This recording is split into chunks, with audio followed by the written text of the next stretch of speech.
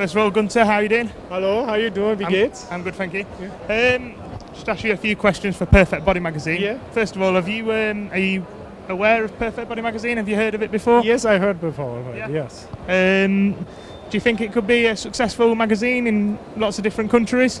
Hey, if you put the right work and the right promotion behind everything and the right energy, everything can be good or successful. So I just about, if the people believe in it, I think it will be successful. So yes. it could work. Yeah. Okay. I'll ask you a few questions about bodybuilding. First of all, how long have you been training yourself? I started training at home with dumbbells when I was 12 years old. Got inspired by the movie Conan with Arnold. And started training with little dumbbells. And with 16, I joined the gym. With 18, I did my first shows. And at 22, I won already the men's heavyweight European Championship. At 23, I won the Mr. Universe World Champion. That was in 1993. Is that so? And then I moved a couple of years later to America because I wanted to be successful over there in competitions and pro competitions. So that's why I moved. What's your biggest achievement in the bodybuilding world? My biggest achievement was beating Ronnie Coleman in 2002 after he won the Mr. Olympia. Was the biggest upset in history in bodybuilding. Yeah. And what do you consider to be your stronger parts? Definitely, I think my biceps. Everybody loves my arms. My chest was always good. I think actually for in the earlier stage, definitely the legs were always big, and then later on I actually brought up my back and stuff too. So everything kind of fall into place after a while. So would you say your back was your weakest point until for a while? Yeah, for a while until I got, I would say, to age 30. That's when I start filling out. But I think it had to do also with the height. You have to understand, I'm 6'2". A lot of people are not that tall in bodybuilding. Like Jay Cutler is 5'8", or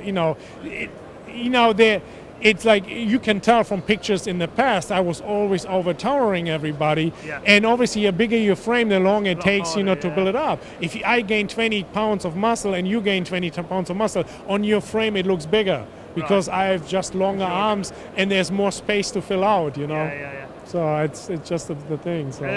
With what you said about watching Conan when you were younger, would it be fair to say that looking up to people, Arnold was always your inspiration?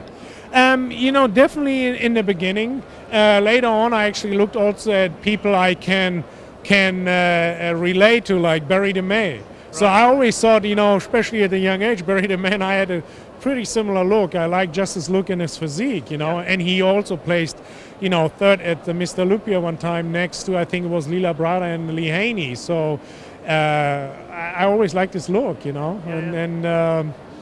So it kind of like started a little bit with Arnold and always in because everybody was talking about him. And obviously you like Arnold's career. I think he did a lot and mentored the sport and made it actually what it is today, So he definitely helped the fitness industry becoming what it is today, What are your views on bodybuilders from the past and bodybuilders today? What do you think the main differences are between them? To be honest, I have to say I got inspired in the 80s. So at the physiques in the 80s, because I looked at it, that's how I can look like. If I look at today, I think a lot of people have a hard time looking at some of the guys today. You have to understand, people were big when they were 220, 230 pounds. Now people are actually shorter and they weigh already 260 pounds. So I think for some people, sometimes they cannot relate to that look all the time, because there's a time when I could say, when I train hard, I can look like this.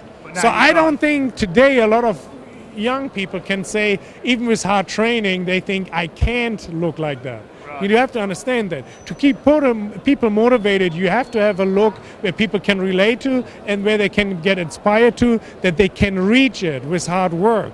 And, I don't know, some people think, first thing when they come to work, it's like, oh, that's all supplements or it's chemicals. Right. So even though it's hard work, but I think that's sometimes a problem that people relate to bodybuilding today. I think that is just a difference, that people have a hard time seeing, getting there with, just hard work, I think. That's a problem with the sport today. What's your view on nutrition and training? What do you class as the most important, the nutrition or the training, or a good mix of both? First of all, the most important, you have to have genetics.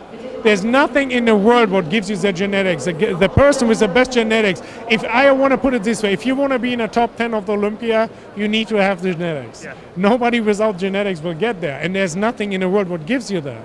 I've seen people with no genetic trying everything they can in their life. They almost kill themselves. And that is obviously, I think, the worst. You know, you really have to see, okay, where are my limits? You know, how far can I go and how far can I take it? Yeah. And then obviously, in my opinion, 70% is definitely nutrition. I would say maybe 60-40, 70-30% around that area. That is okay. It's like 60-70% food, nutrition, and then 40 to 30% or 30 to 40% is probably working out and, you know, the intensity obviously.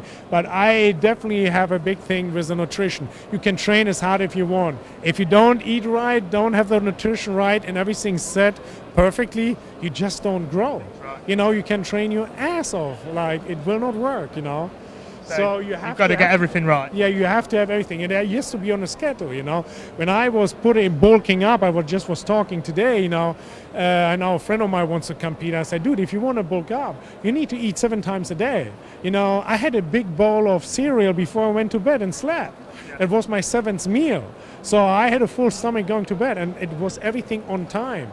So you cannot just travel around, miss a meal here. I had like always 4-liter water set up in the morning. Every day I drank the same amount. I mean, your body has to become almost like a machine. It has to go and run and run. Yeah. So you cannot miss fuel, you cannot miss oil. You have to have it, you know. Keep it going. Yeah. Okay. Finally then, one last question. If you could give any advice to somebody starting off in the bodybuilding world, what would it be? You know, you need to, you know, you have to have heart and love for the sport.